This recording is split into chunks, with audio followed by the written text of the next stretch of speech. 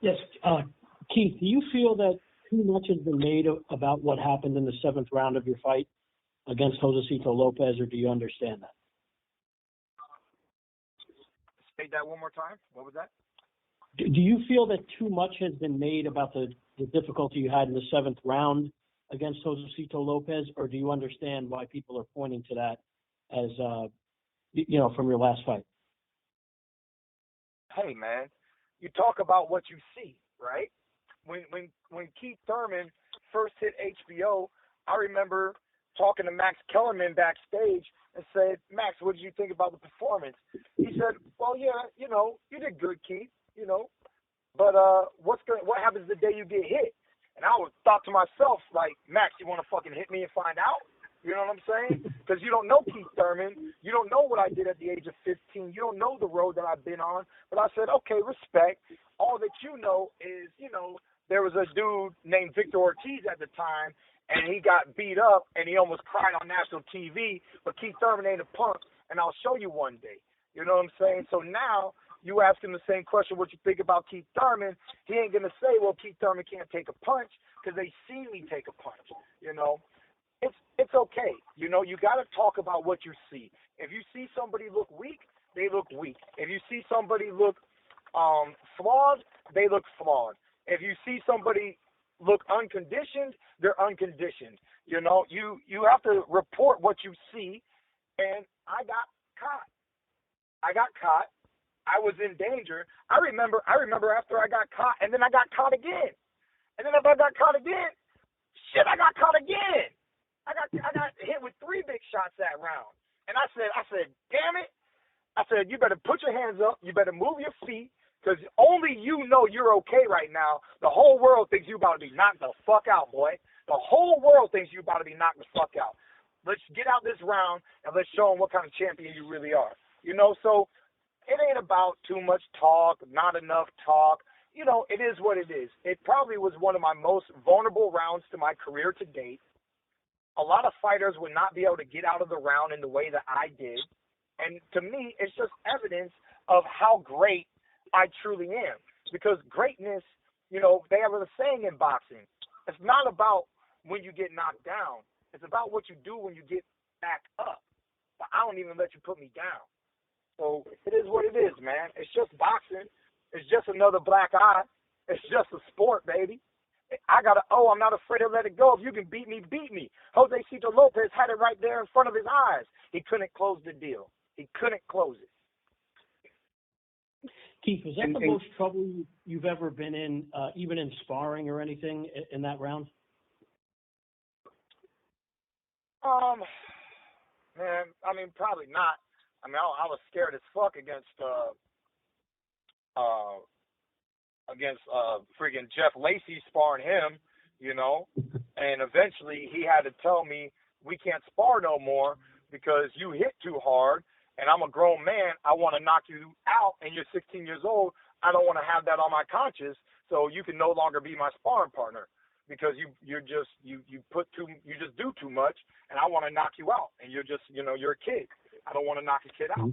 So we had to stop sparring, and I knew he could knock me out. I wouldn't let him, but if he actually connect, you don't got to let people knock you out. They knock you out, So at the end of the day, I really respected Jeff Left Hook Lacey for sitting me down and having that conversation and explaining to me why we will never share the ring ever again. Okay. Keith, now that you have the 12 rounds behind you, your first fight in 22 months, how much better do you expect to be in this fight now that you have that behind you, and how will you be better in this fight because of that? Well, I try to explain to you guys from the beginning of the year when the Josecito Lopez fight happened. All of 2019 is just Keith Thurman getting back. This is still just a get-back year, But at least I'm staying busy, and I'm taking the momentum from one training camp into the next training camp.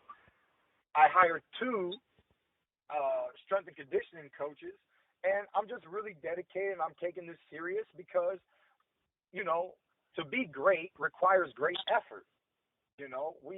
We all know that Floyd Mayweather wasn't, one of the best ever because he was able to eat McDonald's and make weight. Is because He was running a lot of miles. He was doing standing sit-ups. He was boxing his ass off and eating McDonald's and making weight. Okay, that's what Floyd was doing. You know. So to be great, it takes great effort. I'm applying myself in a better fashion, and I believe that it should show in the fight. I should have a better performance. And let me tell you, Leonard? Yeah, no, I was just going to touch on it. I think with Keith showing some vulnerability in that last fight, I think that this is definitely going to help him in this fight, because anytime that you show something like that, then the whole mindset of people, you know, because he might have been, in most people's eyes, as the boogeyman, you know, in the division per se. But when he showed that he got caught and he was able to come back the way he did, it showed true heart of a champion. The same thing happened when Floyd got caught with Shane Mosley. Not that those are similar situations, but it just showed we saw a different kind of Keith. And I think he'll use that as momentum coming into the Manny fight and have a lot more confidence to, you know, like he said, to be more alert, to be aware. It's just the little things like that that help you grow as a fighter and make you a better fighter. You know, and because that's one of the things that me and Floyd had this discussion when he got caught with with the big shot from Shane. It's showing how you're going to respond back. And he came back and he fought like a dog. He walked him down, and Keith has that same kind of mentality. Thank you, Leonard. Keith, I just have one last question for you. When we were in New York for the press conference, you said that you probably weren't in as good of condition for that fight as you have been for previous fights. How much better shape do you feel that you're in for this fight than you were for the Lopez fight?